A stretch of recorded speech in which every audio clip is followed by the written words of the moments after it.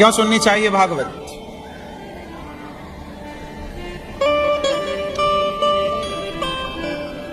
जैसे गंगा में नहाने से शरीर की शुद्धि होती है, उसी तरह सत्संग भी एक गंगा है, भागवत भी एक गंगा है। तो जैसे गंगा में नहाने से तन शुद्ध होता है, ऐसे सत्संग करने से, भागवत सुनने से मन शुद्ध हो जाता है, मन पवित्र होता है। मन की शुद्धि के लिए,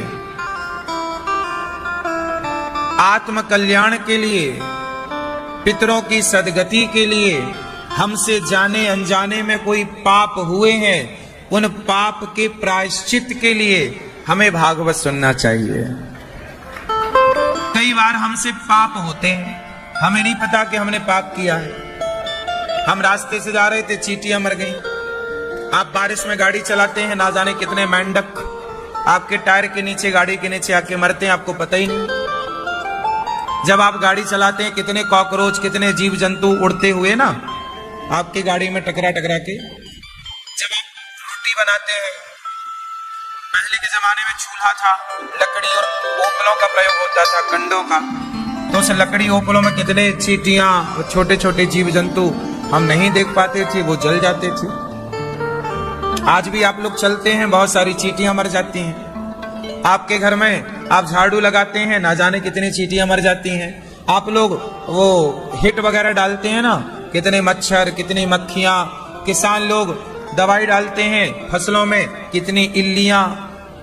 ये तो पाप है, पर करना पड़ेगा। चूहा, अब चूहा तो कोई मारना नहीं चाहता, पर इतना नुकसान करते हैं कि अब दवाई रख देते हैं, चूहा मर जाता है। भाई आपने मारना तो नहीं चाहा, पर क्या करें, मजबूरी भी तो है। किसान इल्ली को मारना नहीं चाहता, पर मजबूरी है कि वो फसल में दवाई ना डाले तो फसल ही नहीं होगी, सारी फसल इल्ली खा जाएगी। हाँ या ना? तो ये देखो, हम चाह नहीं रहे हैं, लेकिन हमसे पाप हो रहा है। हाँ या ना? बोलो हाँ या ना। अब जैसे गांव की बूढ़ी बूढ़ी मैया बच्चों को बैठा लेती हैं पास में और जुए निकालने लगती हैं, और निकाला जुआ लखा टिक टिक, चट्ट चट्ट कर देती हैं। मैया आप मारती हो ना जुआ? हाँ या ना? बच्चों के सिर का निकाला जुआ, चट। अब क्या है ये? सही है, वो है तो पाप ही, लेकिन मजबूरी है, करना पड़ेगा। क्यों? कुछ पाप ऐसे हैं, इस संसार में जो आया है वो पाप से बच नहीं सकता। कोई बच के दिखाए, कैसे बचोगे? आग तो जलाओगे ना, आग जलती है तो ना चाह करके भी बहुत सारे, देखो कई बार दूध आप पकाते हैं, दूध की भाप से मक्खी दूध में ही गिर जाती है मर के, तो आप कहां बचोगे? और तो सब ठीक है, आप नहाते हो तो पसीना जो होता है, हमारे शरीर में ना जाने कितने तरह के बैक्टीरिया होते हैं, हम नहाते हैं तो वो मर ही जाते हैं। हाँ या ना? इस संसार में ऐसा कोई नहीं है जो पापों से बच जाए। तो हम पापों से तो बचने का क्या प्रयास करें? ये सामान्य पाप हैं, होंगे जो मैंने गिनाए। अब इन पापों को तो हमने कर ही लिया है, ना जाने हमसे कितनी मक्खी, मच्छर, चूहा, इल्ली और चींटी, कॉकरोच सब मर ही चुके हैं। मेंढक कितना हो चुका है, क्या करें? बोले अब इसका प्रायश्चित कर लेते हैं। अब हो तो गया, रोक तो सकते नहीं आप, अब क्या कर लें? प्रायश्चित। क्या कर लें? बोलो, प्रायश्चित कर लें। तो इस सारे पाप का प्रायश्चित क्या है? बोले जब आप भागवत सुनते हैं तो आपके जीवन में ये सारे छोटे मोटे जो पाप हैं, उन पापों से आप मुक्त हो जाते हैं। भागवत जी आपको निष्पाप कर देते हैं। अच्छा एक बात बताओ, आप में से कितने लोगों ने नया घर बनाया है अपने जीवन में? कभी जब भी आपने बनाया अपने लिए घर, किस किस ने बनाया है? जो बनाए हैं वो हाथ उठाएं।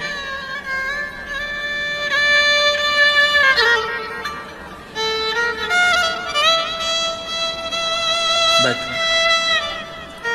घर बनाए हो तो जब आप प्लॉट पर घर बनाते हो तो खुदाई होती है ना आपके प्लॉट में।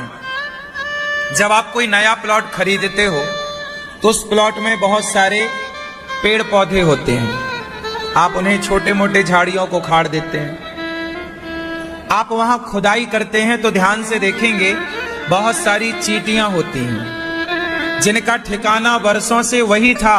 अब वो घर के लिए जगह आपने ली तो आपने साफ सफाई कराई, और जब साफ सफाई कराई तो ना जाने कितने चूहों का वो घर रहा होगा, ना जाने कितनी चींटियों का वो घर रहा होगा, ना जाने कितने सांपों का घर रहा होगा। वहां सांप भी रहते रहे होंगे, लेकिन जब आपने ना जाने कितने वहां और जीव जंतु रहते रहे होंगे, फिर आपने क्या किया, जेसीबी चलवाई, वहां पे सब कुछ हटवाया तो बहुत सारे जीव जंतु तो मर गए दब के। खुदाई हुई तो वो घर से हो गए बेघर, कहां जाए, बहुत सारी चींटियां मर गई। इसलिए जब घर बनाते हो ना तो सबसे पहले आप क्या करते हो, भूमि पूजन। क्यों करते हैं भूमि पूजन? घर बनाने के पहले क्या होता है, क्यों होता है?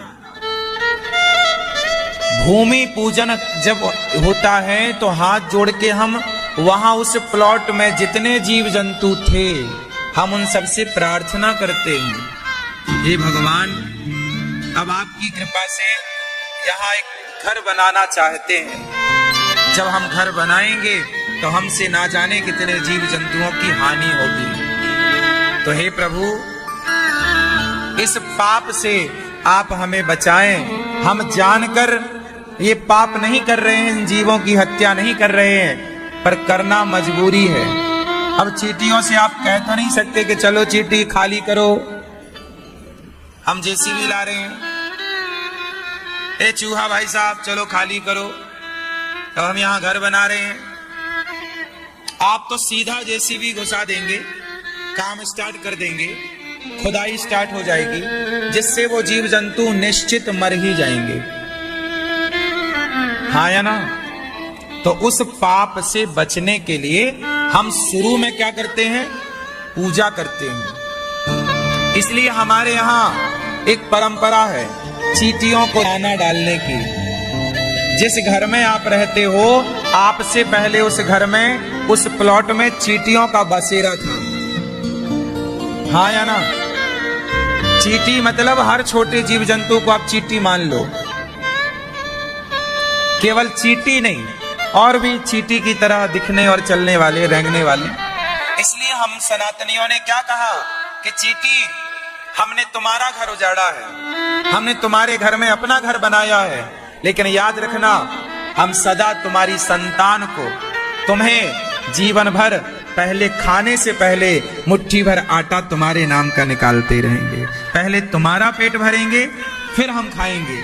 इसलिए सनातनियों के घर से मुट्ठी भर आटा चींटियों के नाम से निकाला जाता है। और आप में से बहुत लोग होंगे जो अपने घर के आसपास जो चींटियां उनके लिए आटा वाटा, कितने लोग चींटियों को आटा वाटा डालते हैं आप में से? मैया आप नहीं डालती हो?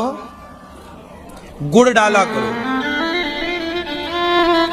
चींटियों को गुड़ भी, आटा, कुछ मीठा बनाओ तो आपके आसपास गार्डन होगा, पार्क होगा, कुछ हरा भरा माटी इत्यादि, वहां जरूर डालना। चींटियां वहां होती ही होती। तो पहला हिस्सा चींटियों को, क्योंकि हम उनके घर पे रह रहे हैं। वो पहले प्लॉट में किसका ठिकाना था? चींटियों का। इसलिए हमारे यहाँ जो पाप होता है हम उस पाप के लिए क्षमा मांगते हैं। तो हमसे जो जाने अनजाने में पाप होते हैं उन सभी पापों से बचने के लिए हम एक भागवत सुनते हैं, और भागवत की कथा सुनने से भगवान प्रसन्न होकर हमसे हुए पाप, जैसे दीपक जलते ही अंधकार नष्ट हो जाता है, ऐसे कथा सुनते ही सारे पाप नष्ट हो जाते हैं। पापों का अंधकार मिट जाता है, किससे? पुण्य के दिया से। इसलिए कहता हूं, पुण्य करते रहो। क्या करते रहो? जोर से, पुण्य करते रहो। जैसे आप लोग बहुत सारे भक्त पोथी पाठ कराने आए, कुछ घर बैठे ही ऑनलाइन जुड़े हैं, आप भी तो पुण्य कर रहे हैं, भागवत सुन रहे हैं, पोथी पाठ के यजमान बनकर। तो ये पुण्य है। इसलिए पुण्य किसी को बिना बताए करते रहो, करते रहो। हमने पाप इतने किए हैं कि वो गिनाए नहीं जा सकते, परंतु पुण्य ऐसे हैं कि आप गिनाते हो कि देखो हमने ये किया, ये किया, ये किया, ये किया। पुण्य गिने जा सकते हैं पर पाप नहीं गिने जा सकते। हाँ या ना? हम पाप करते हैं करोड़ों, तो पाप करोड़ों करके हम रोते नहीं हैं और थोड़े से पुण्य करके प्रसन्न हो जाते। देखो जी, हमने पुण्य किया है। इसलिए पाप जब रोज करते हो तो कोशिश करो कि पुण्य भी रोज हो, अच्छे कार्य भी रोज हो। हाँ या ना? इसलिए हमारे यहां चींटी को आटा, गाय को रोटी, कुत्ते को रोटी। अच्छा, कुत्ते को रोटी कुत्ता समझकर नहीं। महाराष्ट्र में एक भक्त हुए हैं नामदेव जी। क्या नाम था दादाजी? क्या नाम था? नामदेव जी। महाराष्ट्र के एक संत भय नामदेव जी। रोटी बना के रखी, अंदर घी की कटोरी लेने चले गए कि मैं घी चुपड़ दूं और भगवान जी का भोग लगाऊं। तब तक कुत्ता भाई साहब आए और कुत्ता सारी रोटियां मुंह में दबाई और कुत्ता भाई साहब रोटी दबा के मुंह में भागे, पूंछ उठा के। अब तब तक नामदेव जी रोटी में लगाने घी लेकर कटोरी में भर के लाए। वो कटोरी में घी भर के बाहर निकले ही थे कि कुत्ता भागा, रोटी मुंह में दबा के, सारी रोटी एक भी नहीं छोड़ी। अब नामदेव जी कटोरी लेके दौड़ पड़े कुत्ता के पीछे। अरे रुक जा भैया, रुको रुको रुको, हे प्रभु सूखी रोटी ना खाओ, आपका दिया घी है, घी तो चुपड़ लो। लोग बोले क्या कह रहे हो, वो कुत्ता है। नामदेव जी बोले तुम्हें कुत्ता दिख रहा है, हमने तो रोटियां भगवान के लिए रखी थी, तो भगवान ही इस रूप में आके मेरी रोटियों का भोग लगा रहे हैं। भैया प्रभु सूखी ना खाओ, रोटी में घी चुपड़ के खाओ। ये लोग घी सबको कुत्ता नजर आया, पर नामदेव जी को भगवान नजर आए। जाती रही भावना जैसी, भगवान कहां है? भगवान मंदिर में नहीं, आपकी दृष्टि में। ईश्वर को देखने की दृष्टि है तो कण कण में दिख जाएगा, और ईश्वर को देखने की दृष्टि नहीं है तो सामने खड़े थे दुर्योधन के कृष्ण, सामने खड़े थे रावण के राम, क्या ये लोग पहचान सके? बोलो। जरूरी नहीं है कि भगवान हमारे सामने हो तो हम पहचान लें। पता नहीं आप मंदिर में किस भाव से जाते हैं, पता नहीं आप मूर्तियों को किस भाव से देखते हैं, लेकिन भक्त का एक अपना भाव होता है, एक अपना दृष्टिकोण होता है, एक अपना नजरिया होता है। बताओ भक्त का नजरिया कैसा होता है? आप लोग परेशान क्यों होते हैं? क्योंकि आप मान लेते हैं कि आप करते हैं, मैंने किया, जबकि भक्त परेशान नहीं होता, क्योंकि वो ये मानता है कि मैं कुछ करता ही नहीं, भगवान ही सब करते हैं, हम सिर्फ नाचते हैं। नचाता कौन है? अच्छा ये बताओ, युद्ध युद्ध अर्जुन लड़े थे कि कृष्ण लड़े थे? उत्तर दो। महाभारत का युद्ध कौन लड़ा? बोलो, अर्जुन या कृष्ण? हाँ हाँ, दिखा तो ऐसा कि अर्जुन लड़ रहे हैं, आपने देखा भी ऐसा कि अर्जुन लड़ रहे हैं, आप कह भी ऐसा ही रहे हैं कि अर्जुन लड़े, लेकिन सत्य ये नहीं। कृष्ण ना लड़ते हुए भी कृष्ण ही युद्ध लड़े। अर्जुन जब बाण चलाए, जब भीष्म पितामह की सैया बाणों की उन्हें मिली, तो भीष्म पितामह ने आखिरी में अर्जुन को बुलाया, पांडवों को बुलाया जब कौरव मारे गए। तो पितामह ने कहा, अर्जुन ये मत सोचना कि तूने मुझे मार दिया है, तूने महाभारत जीत लिया है, तेरे बाणों में इतनी शक्ति नहीं थी कि मेरे शरीर को भेद सके तेरे बाण। अब बताओ, क्या भीष्म पितामह के शरीर को पार बाण कैसे चुभे थे? पितामह को शरीर को पार कर चुके थे, हाँ या ना? आर पार हो गए थे ना?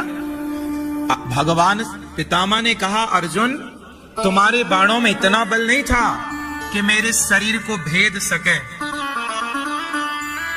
तुम्हारा बाण मेरे शरीर को प्रभावित नहीं कर सकता था। तुम्हारे प्रत्येक बाण में मैंने कृष्ण के सुदर्शन का दर्शन किया है, और सुदर्शन के वेग से वो बाण और शक्तिशाली हो गए और वो मेरे शरीर को भेदते हुए पार हो गए। बाहर के दृष्टि से ये लगता है कि अर्जुन लड़ रहे हैं, पर गहराई से समझ में आया कि अर्जुन तो कठपुतली थे। ऐसे ही हम सब अर्जुन हैं। हमें लगता है हम कर रहे हैं, पर नहीं, भगवान ही हमसे सारा कार्य करा रहे हैं। और हम झूठे ही डींगे मारते हैं कि हमने किया, हमने किया, हमने किया। आपका दृष्टिकोण ये कहता है कि अर्जुन ने युद्ध लड़ा, पर मेरा दृष्टिकोण कहता है कि कृष्ण ने युद्ध लड़ा। बताओ कौन सा दृष्टिकोण सही है? बोलो, अर्जुन ने लड़ा या कृष्ण ने लड़ा? कौन सी बात सही है? बोलो। दिख तो ऐसा रहा कि अर्जुन लड़ रहे हैं, महाभारत में ऐसे ही लिखा है कि अर्जुन लड़े, आप इसे नकार भी नहीं सकते, लेकिन सत्य ये नहीं है। कई बार जो दिखता है वो सच नहीं होता, और जो सच होता है वो आप सच को देख पाएं, इसलिए सत्संग होता है, इसलिए भागवत सुनना चाहिए, सच को आप देख सकें। इसलिए कई बार हमें परेशानियां होती हैं क्योंकि हम स्वयं को कर्ता समझ लेते हैं। और जो भक्त कोटि के लोग होते हैं वो क्या मानते हैं? याद रखिएगा, जो भक्त होते हैं ना, वो हर हाल में क्या होते हैं? प्रसन्न। क्या होते हैं? खुश। जो दुखी हो जाए वो भक्त नहीं हो सकता।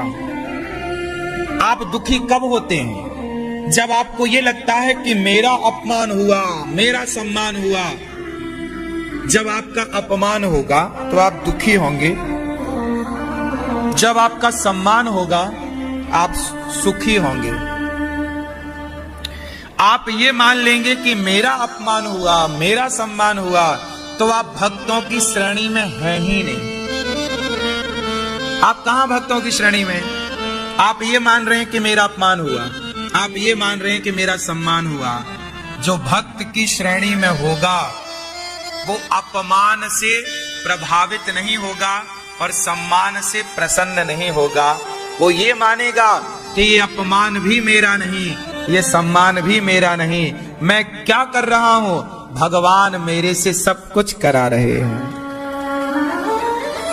जो अपमान सम्मान से परे हो जाए अलग हो जाए, वो भक्त है। जो सम्मान और अपमान में उलझा रहे, आप लोग गलती कहां करते हैं? उलझ जाते हैं। अजी मेरा अपमान हो गया, मेरा सम्मान हो गया, देखो देखो देखो। इस अपमान, इस सम्मान से आप ऊपर पूरी जिंदगी में उठ ही नहीं पाते। इस सम्मान अपमान के दलदल में ही पड़े पड़े आप मर जाते हैं। इससे ऊपर उठने का आप सोच भी नहीं सकते,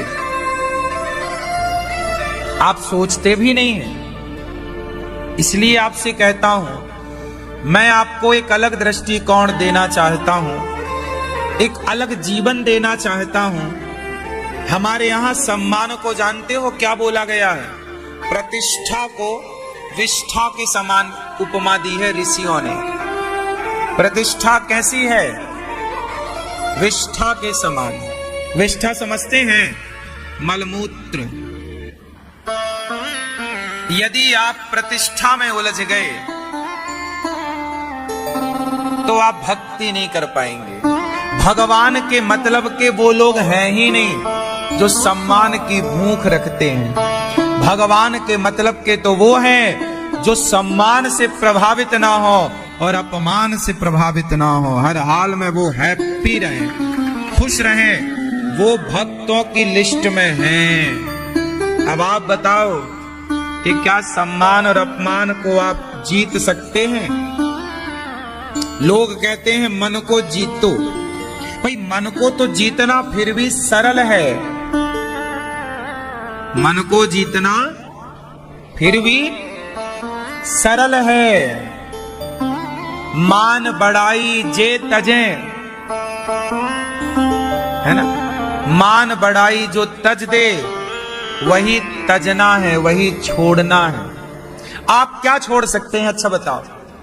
भगवान के लिए आप, जैसे आज एकादशी है तो आप लोगों ने रोटी छोड़ दी, नमक छोड़ दिया, चावल छोड़ दिए। आपका दूसरा व्रत आया तो आपने ये छोड़ा वो छोड़ा। शुक्रवार का व्रत आया, खटाई छोड़ दी। दूसरा व्रत आया, ये छोड़ दिया वो छोड़ दिया। आपने आज तक दाल चावल सब्जी रोटी तो छोड़ी है, पर सच बताना, क्या सम्मान की भूख छोड़ी है? क्या अपमान से अपने आप को दूर रखा है? दूर रखना मतलब कोई अपमान कर रहा हो आपका और फिर भी आप ध्यान ना दें। क्या अपमान पाके भी आप स्थिर रहे हैं? आदमी अपमान पाकर विचलित हो जाता है। अपमान से क्या होता है? बोलो। विचलित। आपको अपमान बिल्कुल बर्दाश्त नहीं होता, नाक बिल्कुल फूल जाती है, आंखें लाल लाल हो जाती हैं, चेहरा लाल। अरे मेरा अपमान कर दिया, जानता नहीं। हर आदमी को आज अपमानित कर दो, किसी को भी, तो वो लाल हो जाएगा। अरे और तो छोड़ो, किसी को जरा धक्का ही लग जाए, आदमी 4 गालियां सुना देता है। क्यों? अंधा है, देख के नहीं चलता। इस तरह आप लोग जकड़े हुए हैं। अपमान आपको बर्दाश्त नहीं है बिल्कुल, और सम्मान आपको गदगद कर देता है। इससे ये पता चल रहा है कि फिर आप भगवान के मतलब के नहीं हैं। भगवान के मतलब का कौन होगा? मीराबाई। मीरा का जीवन कैसा है? मीरा के दादाजी जब छोटी थी मीराबाई, बचपन से ही कृष्ण की भक्ति करती। विवाह हो गया मीराबाई का भोजराज के साथ, राणा के बेटा है। जब विवाह हुआ तो पति आया। प्रथम रात्रि है विवाह के बाद की, पति पत्नी के मिलन की। पति आया, मीराबाई के पास आकर बैठा। मीराबाई के घूंघट को उठाया, मीराबाई को देखा तो मीराबाई ने कहा, कि आप से जो मेरा विवाह हुआ है ना, वो मेरे शरीर का विवाह हुआ है, मेरे मन का विवाह, मेरी आत्मा का विवाह तो मेरे कृष्ण से हो चुका है। जबरदस्ती मेरे लोगों ने आपसे मेरा विवाह कर दिया। मेरे प्राण, मेरा मन तो कृष्ण में बसता है। मैं कृष्ण को अपना पति मान चुकी हूं, पर समाज की लोक लाज की मर्यादा के लिए मेरे माता पिता ने आपसे मेरा विवाह कर रखा है। मेरे मन पर तो मेरे कृष्ण का वास है, मेरे मन पर, मेरी आत्मा पर तो मेरे कृष्ण का अधिकार है। बात रही शरीर की, यदि शरीर की भूख आपको है तो आप अपनी भूख मेरे शरीर से मिटा लीजिए।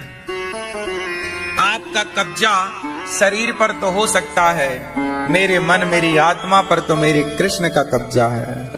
ये बात मीरा ने पहली रात्रि को, पहले मिलन में ही अपने पति को स्पष्ट कर दी। और मीराबाई के पति भी अच्छे थे, भोजराज बढ़िया थे, उन्होंने मीरा को बिल्कुल परेशान नहीं किया। मीरा की इच्छा के अनुसार उनके कमरे में मंदिर बनवाया, भगवान की पूजा आरती की व्यवस्था की, वो बढ़िया थे। पर जो सास थी, जो ससुर थे, मीराबाई संग कीर्तन में जाती, कथा में जाती तो ससुर को ऐतराज होता कि तू इतने बड़े घर की बहू है, तू वहां जाके सत्संग में जा, कितनी ज्यादा थी।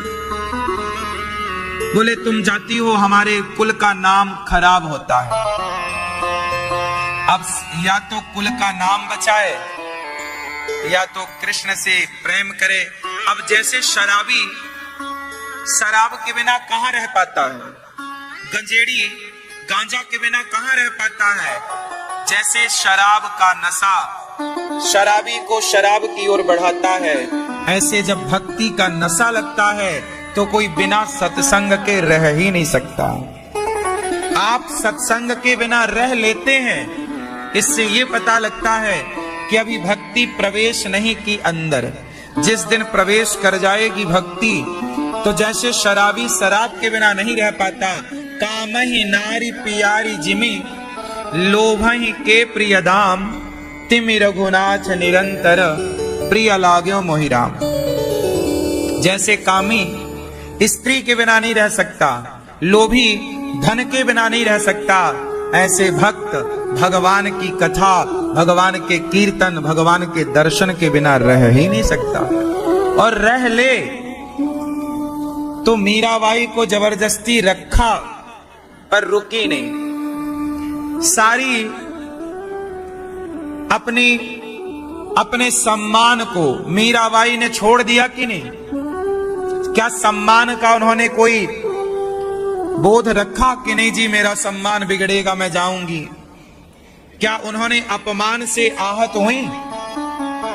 आप लोग अपमानित हो जाएं तो आपको रात को नींद नहीं आती, अरे मेरा अपमान हो गया। लेकिन मीराबाई क्या कहती है सास, तूने तो मेरे कुल का नाश कर दिया, कुल नासी है। मीराबाई को कितना ना सहा, कितना ना कहा समाज ने, अरे मीरा को तो छोड़ो, माता सीता को कितना ना कहा समाज ने, तो मीराबाई को कितना कहा होगा। सारा अपमान का घूंट पीकर भी मीरा, मेरे तो गिरधर गोपाल दूसरो ना कोई, मेरे तो गिरधर गोपाल। सुनो, भगवान की राह पर चलने वाले को ऐसा बनना पड़ेगा जो अपमान सम्मान की दीवार तोड़कर जो केवल कृष्ण को याद रखे।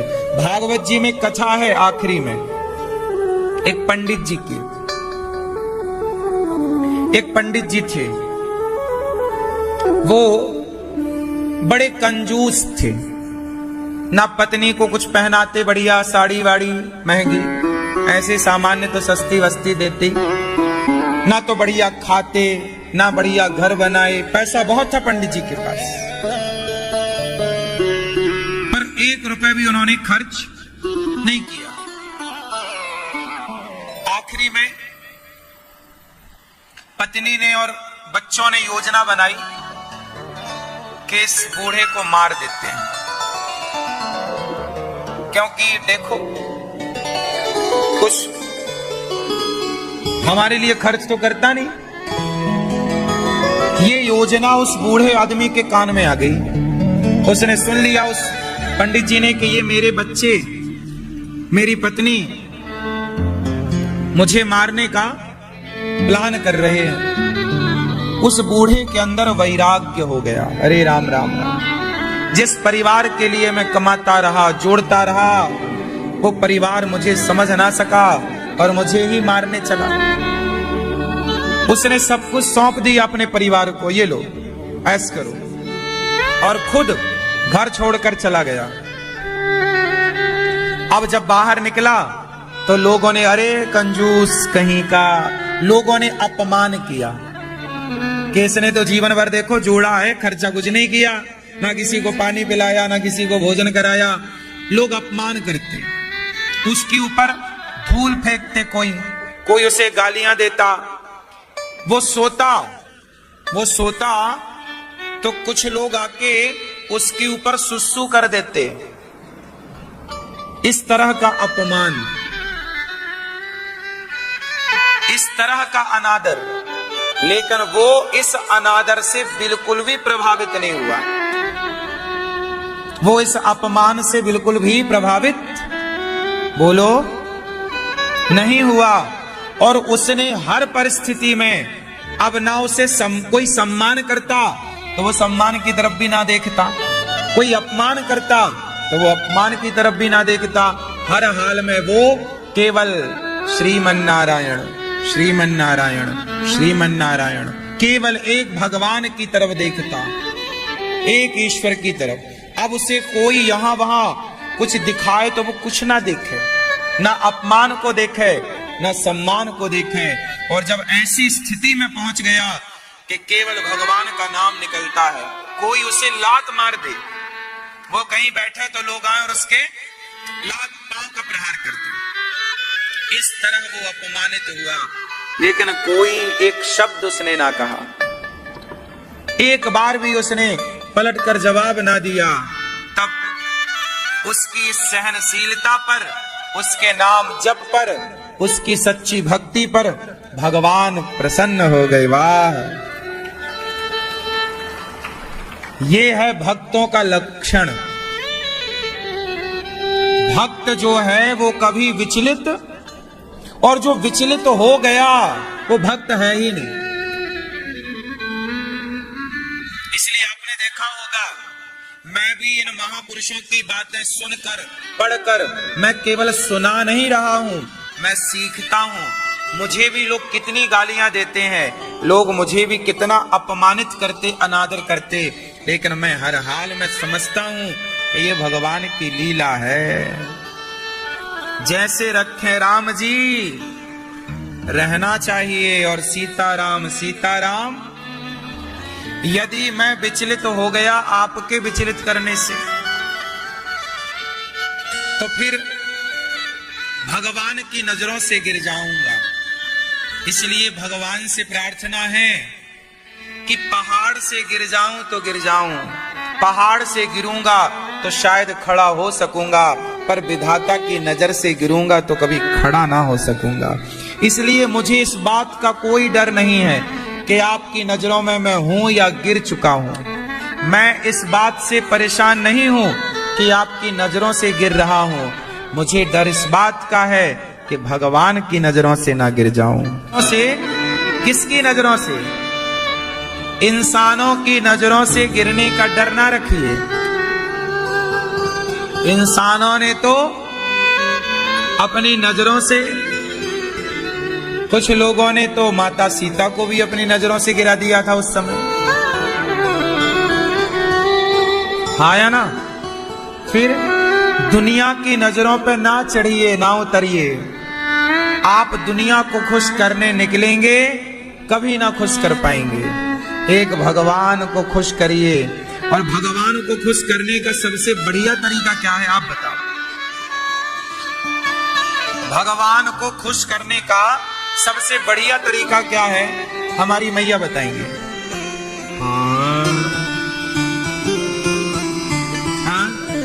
भक्ति। आप बताइए भक्ति, मैया आप बताओ। भगवान को खुश करने का सबसे बढ़िया तरीका है सेवा। लक्ष्मण जी ने क्या की राम जी की? बोलो। लक्ष्मण जी कोई भक्ति नहीं करते। कहां माला जपते हैं लक्ष्मण जी? वो तो राम की आज्ञा के लिए खड़े रहते हैं। राम की आज्ञा का पालन करना ही लक्ष्मण जी की भक्ति है। ये बात सही है या गलत है? बोलो। तो भक्ति क्या है? हाँ, आप लोग भक्ति किसे मानते हो? माला जपने को। जबकि लक्ष्मण जी भक्ति मानते हैं सेवा को। मैं ये नहीं कहता कि माला ना जपो, माला जपो, मन शुद्ध होता है, पर भगवान को प्रसन्न करना है तो निस्वार्थ, निष्काम, निष्कपट भाव से आप सेवा करिए मानव जाति की, जीव मात्र की। भगवान मिलेंगे तो मंदिर जाने से नहीं, लिख लो, भगवान मिलेंगे तो सेवा करने से। इसलिए कहते हैं ना, हमारे यहां, हमारे सनातन में पहले इतने मंदिर नहीं थे। पहले तो हमारी माँ ही मंदिर थी, पहले तो हमारा बाप ही मंदिर था। पहले तो बच्चे अपने माँ बाप की सेवा करके उन्हें खुश रखते थे। श्रवण कुमार अपने माँ बाप की सेवा करते, आज भी श्रवण कुमार को लोग जानते हैं। तो पहले तो माँ ही भगवान थी, पहले तो पिता ही भगवान थे, पहले तो पति ही भगवान था। पहले की नारियां और किसी की पूजा नहीं करती थी, अपने पति की। पहले की नारियां तुम ही मेरे मंदिर, तुम ही मेरी पूजा, तुम ही देवता हो, तुम ही देवता हो। और आजकल की नारियां कुछ, आप लोग तो मानती होंगी मंदिर, आप लोग आजकल पति को मंदिर क्या आदमी भी नहीं समझती कुछ। इधर राक्षस महाराज जी, कुछ स्त्रियां तो ऐसी हैं, पति कोई जूता मारती रहती है, ले कुछ 2-4 डंडा जमाती रहती है, 1-2 झाड़ू जमा देती है, ले साफ सफाई होती रहे। हाँ या ना? आप पिटते तो नहीं हो साहब? क्यों मुस्कुरा रहे हो ऐसे जैसे आपकी भी धुलाई होती हो? नहीं पिटते ना झाड़ू से? क्यों आप पिटते हैं? सही रोज पिटते हो?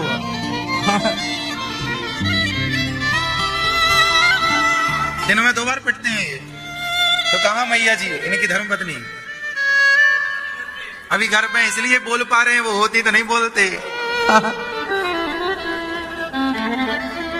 इसलिए बोल रहे हैं। तो कुछ स्त्रियां क्या मानती हैं? तुम ही मेरे मंदिर, तुम ही मेरी पूजा, तुम ही देवता। अच्छा ये बताओ, सच बताना जरा, एक कल्पना इमेजिन करो, जैसा मैं चाहता हूं जरा करो। अब देखो प्रैक्टिकल तो शायद ना कर पाओ, इमेजिन ही कर लो, कल्पना ही कर लो।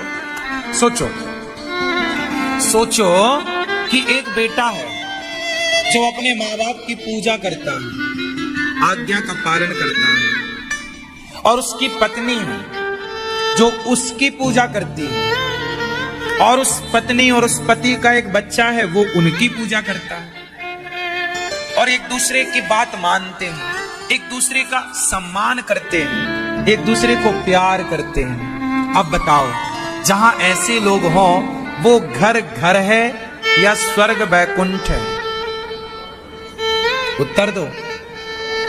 हमारे यहां पत्थर की पूजा नहीं होती, हमारे यहाँ पत्थर की पूजा दूसरे नंबर पर है।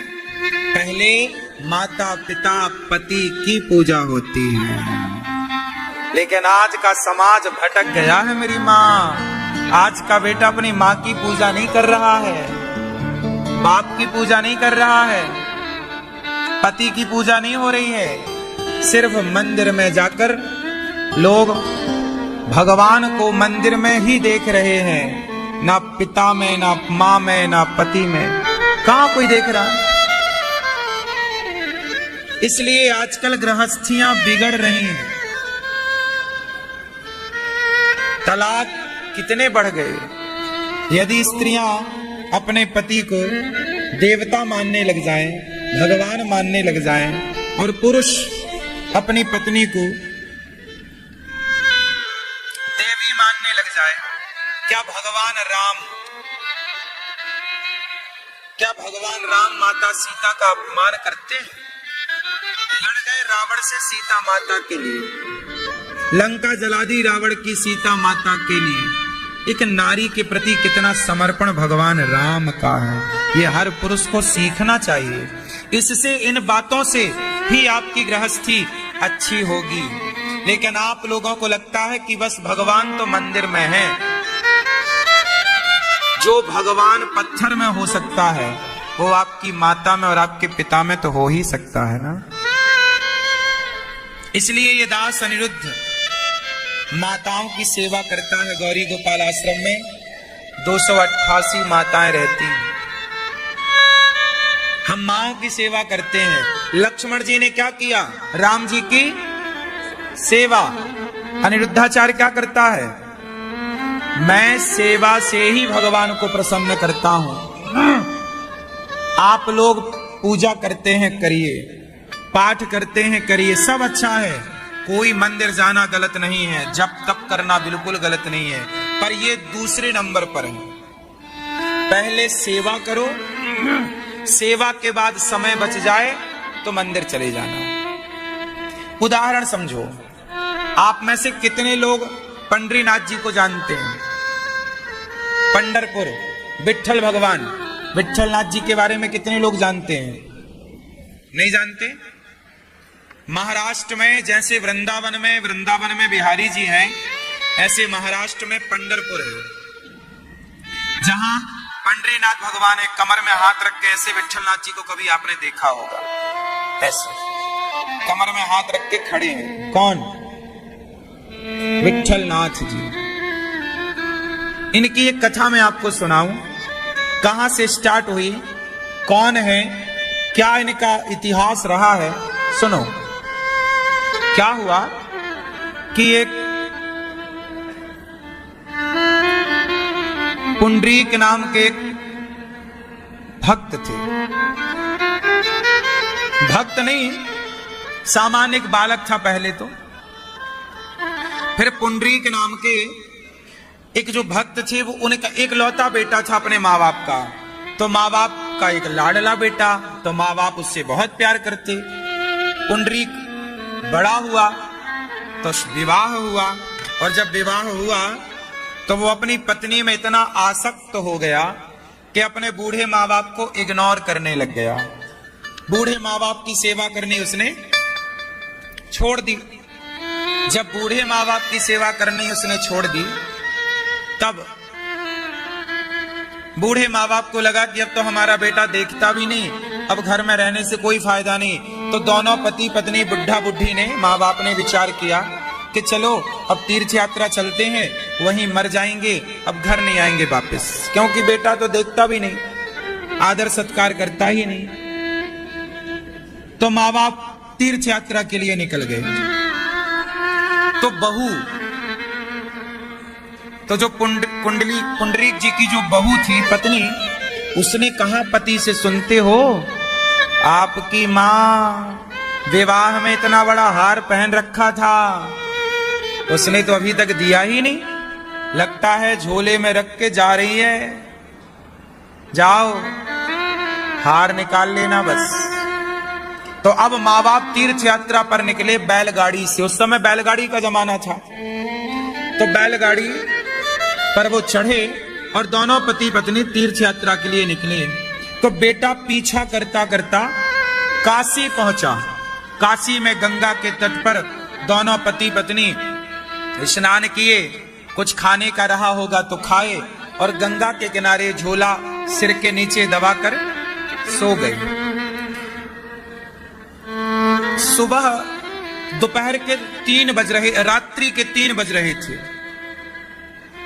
अब बेटा बैठा कि झोले में कैसे हाथ जाए और कैसे मैं हार को निकालूं, जबकि कोई हार वार था ही नहीं।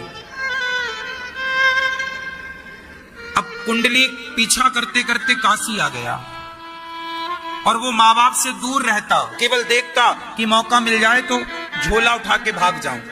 देखिए, खुद का बेटा खुद के माँ बाप की चोरी करने आया है। लालच बुरी बला। गए पुंडरीक, तभी झोला के पास वो पहुंचे, तब तक उन्होंने देखा कि गंगा मैया गंगा नदी से एक स्त्री निकल कर गई, जो बिल्कुल गंदे कपड़े, गंदा शरीर, और वो गई और उन्होंने उस पुंडरीक जी के प्रणाम किया। उस स्त्री ने उनके माता पिता को प्रणाम किया, सोए हुए माँ बाप का दर्शन किया, तो गंगा मैया का सारा शरीर बिल्कुल पावन, निर्मल, कंचन हो गया, सुंदर हो गई। वो पुंडरीक बोला, देवी रुको रुको, आप कौन हैं? आप जब आई थी तब गंदी थी और मेरे पिता को देखते ही आप पवित्र हो गई, सुंदर हो गई, कौन है आप? तब उन्होंने कहा, बेटा मैं गंगा माँ हूं। गंगा माँ? तो ये मेरे पिता का दर्शन आपने मेरी माँ का दर्शन क्यों किया? और आप गंदी थी, साफ कैसे हो गई? तब गंगा माता ने कहा, गंगा मैया ने, कि बेटा तेरे जैसे नालायक बेटा जब गंगा में स्नान करते हैं तो मैं अपवित्र हो जाती हूं। जो तुम अपने माँ बाप की तुमने सेवा तो की नहीं, तुम अपने माँ बाप के पीछे आ गए चोरी करने, सेवा तो कुछ की नहीं।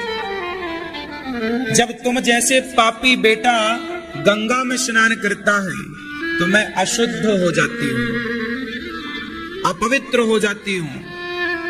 लेकिन जब तुम्हारे माँ बाप ये बड़े संत हैं, बड़े तपस्वी हैं, बड़ी श्रद्धा है इनकी, जब ऐसे धर्मात्मा गंगा स्नान करते हैं तो मैं भी निर्मल हो जाती हूं, पवित्र हो जाती हूं। अब उस बच्चे की बुद्धि ना सुधर गई गंगा मां की इस बात से। जब निर्मल बुद्धि हुई तो वो अपने माँ बाप के कदमों में गिर पड़ा और माँ बाप को लेकर के घर गया, और माँ बाप की इतनी सेवा की, इतनी सेवा की कि एक दिन द्वारिकाधीश माता रुक्मणी जी शाम का भोजन कराई और भगवान श्री कृष्ण ने शाम का भोजन किया, और भोजन करके श्याम सुंदर थोड़ा टहलने के लिए गए। तभी भगवान को याद आया कि मैं जरा दर्शन करके आता हूं। पुंडरीक वो अपने माँ बाप की इतनी सेवा करता है, इतनी सेवा करता है कि आज मेरा मन कर रहा है कि मैं उसका दर्शन करके आऊं। रुक्मणी माँ बोली, तो आप मुझे भी ले चलो, मुझे भी ले चलो, मैं भी जरा उस भगत का दर्शन करूं जो माँ बाप की सेवा करता है। तो रुक्मणी जी और श्री कृष्ण दोनों गए पुंडरीक के घर। कच्चा घर था, आंगन, बारिश का मौसम रहा होगा तो आंगन में पानी था, मिट्टी और पानी तो कीचड़ हो जाता है, तो कीचड़ सा था थोड़ा। तो भगवान पहुंचे द्वार पर, बोला, भगवान ने आवाज लगाई, पुंडरीक, बेटा पुंडरीक। हाँ भैया जी बताओ कौन? पुंडरीक ने कहा, मैं कृष्ण हूं, द्वारिका से आया हूं। तुमने अपने माँ बाप की इतनी सेवा की, मैं तुमसे प्रसन्न हूं। मेरा दर्शन करने साधु संत ध्यान लगाते, तब करते, जब करते, तब मेरा दर्शन होता है। मैं तुम्हारे द्वार पर आया हूं, अपने घर से बाहर आओ और मेरा दर्शन करो। पुंडरीक ने कहा कि प्रभु अभी मैं दर्शन नहीं कर सकता। क्यों? मैं अभी माँ बाप की सेवा कर रहा हूं और मेरे माँ बाप अभी गहरी नींद में हैं। पुंडरीक क्या कर रहा था कि अपनी गोद में एक तरफ तो पिता का सिर रखा और दूसरी तरफ माँ का सिर, और बेटा पुंडरीक माता पिता का सर दबा रहा था। और तभी माँ बाप सो गए, वो गहरी नींद में चले गए। अब बच्चे को लगा कि यदि मैं उठता हूं तो माता पिता की नींद खुल जाएगी, तो वो बैठा रहा। भगवान बोले जल्दी आओ वरना मैं जा रहा हूं। तो पुंडरीक बोला अच्छा जा रहे हो तो आप जाओ, पर अभी मैं उठ नहीं सकता ना, मेरे माँ बाप जाग जाएंगे। और अभी आप शोर भी मत करो, चिल्लाओ मत, आपको जाना है आप जाओ, जब आपको फुर्सत मिले आप आना। देखो किससे बात कर रहा है? भगवान से। अच्छा एक बात बताओ, तुम्हारे आंगन में कीचड़ है, मैं इंतजार, देखो भगवान बोला अच्छा मैं इंतजार कर रहा हूं। तो पुंडरीक ने क्या किया, ईंट पड़ी थी, ईंट समझते हैं ना जैसे घर बनता है, ईंट उठाई और भगवान की तरफ फेंक दी।